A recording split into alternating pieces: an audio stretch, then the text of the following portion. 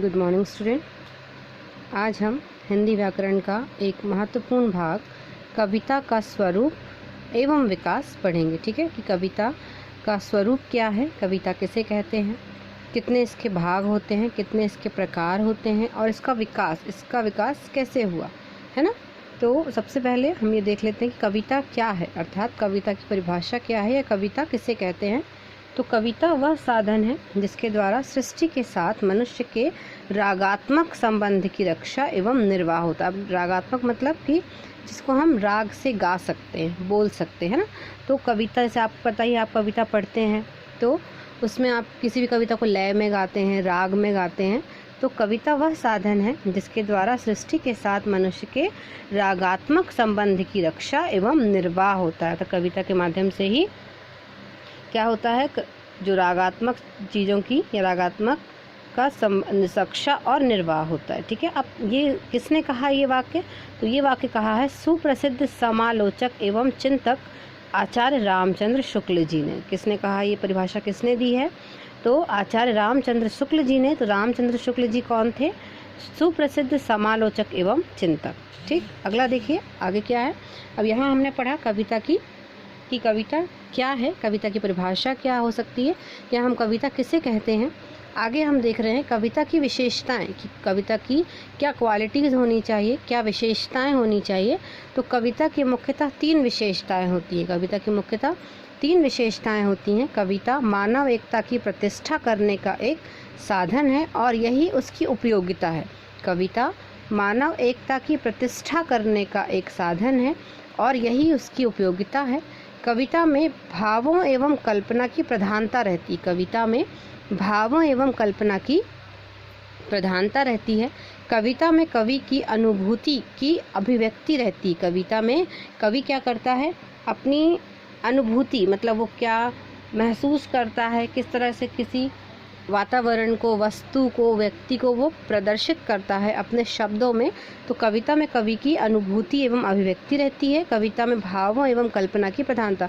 कविता यहाँ कवि क्या करते हैं, भाव, अपने भावों को प्रकट करते हैं, है ना, अपनी भावना को प्रकट करते हैं। और कल्पना, कभी कभी जो कविताएं लिखी जाती हैं वो कल्पना कि जो सोच कर लिखी जाती हैं, या कभी कोई ऐसा विचार मन में आए कि ऐसा हो सकता है। तो कभी कभी कविताएं भावों और कल्पना की प्रधानता भी होती हैं। तो कविता की कितनी विशेषताएं देखी हैं आपने, कविता की 3 विशेषताएं होती हैं। पहला, कविता मानव एकता की प्रतिष्ठा करने का एक साधन है और यही उसकी उपयोगिता है। कविता में भाव एवं कल्पना की प्रधानता रहती है। कविता में कवि की अनुभूति की अभिव्यक्ति रहती है। आगे देखिए, आगे है कविता के 2 स्वरूप होते हैं। कविता के 2 स्वरूप माने गए हैं। एक स्वरूप होता है बाह्य स्वरूप और एक स्वरूप होता है आंतरिक स्वरूप। ठीक है, जैसे हम कविता को जब पढ़ते हैं तो क्या होता है कि जब हम उसको फील करते हैं, है ना, उसको हम अनुभव करते हैं, तो वो किस में आ जाएगा, आपका आंतरिक में। और जब हम उसको अभिव्यक्त करते हैं, उसके बारे में बोलते हैं, तो वो किस में आ जाएगा, बाह्य में।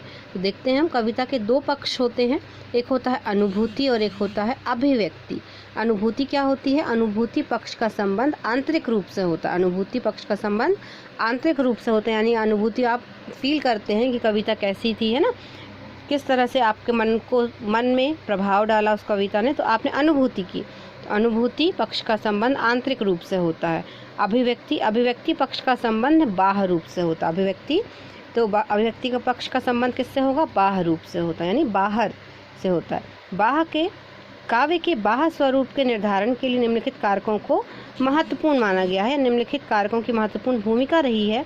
तो बाह्य स्वरूप में कौन कौन से कारक मुख्य हैं, देख लेते हैं। लय, तुक, छंद, शब्द योजना, काव्य भाषा, अलंकार और काव्य गुण।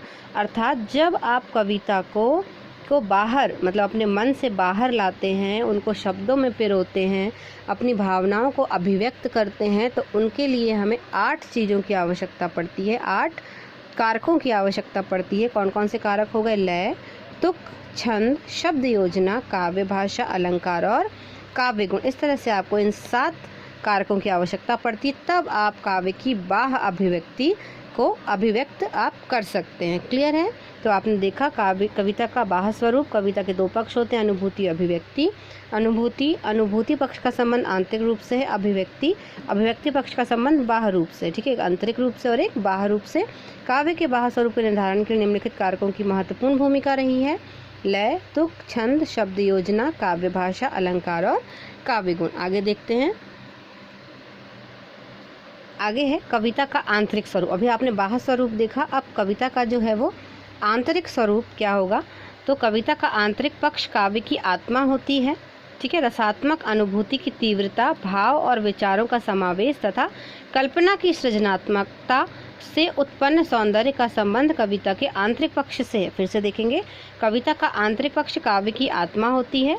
रसात्मकता, अनुभूति की तीव्रता, भाव और विचारों का समावेश तथा कल्पना की सृजनात्मकता से उत्पन्न सौंदर्य का संबंध कविता के आंतरिक पक्ष से होता है। इसके अंतर्गत कौन कौन से तत्व आते हैं, तो कौन कौन से कारक आते हैं, तो भाव सौंदर्य, विचार सौंदर्य, नाद सौंदर्य और अप्रस्तुत सौंदर्य। कौन कौन से आ गए, भाव सौंदर्य, विचार सौंदर्य, नाद सौंदर्य और अप्रस्तुत सौंदर्य इसके अंतर्गत आंतरिक स्वरूप के अंतर्गत आते हैं। अब यहाँ पे काव्य के भेद कितने होते हैं, तो काव्य के दो भेद होते हैं, एक होता है दृश्य काव्य और एक होता है श्रव्य काव्य। जैसे कि आपको इसके नाम से ही पता चल रहा है, दृश्य मतलब ऐसा काव्य जो देखा जा सके और साथ साथ सुना भी जा सके, और श्रव्य काव्य जो केवल सुना जा सकता है। इसके उदाहरण क्या क्या हो जाएंगे, टेलीविज़न, दूरसंचार हो गया, आपका नाटक हो गया, और श्रव्य काव्य में क्या होगा, रेडियो, ठीक है। तो काव्य के दो भेद होते हैं, दो प्रकार होते हैं, कौन कौन से, दृश्य काव्य और श्रव्य काव्य,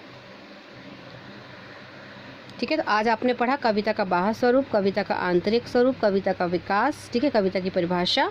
इसे आपको अपनी कॉपी में नोट करना है और इसे याद करना है। कल हम दृश्य काव्य और श्रव्य काव्य की परिभाषा को पढ़ते हुए उदाहरण को समझेंगे और लिखेंगे।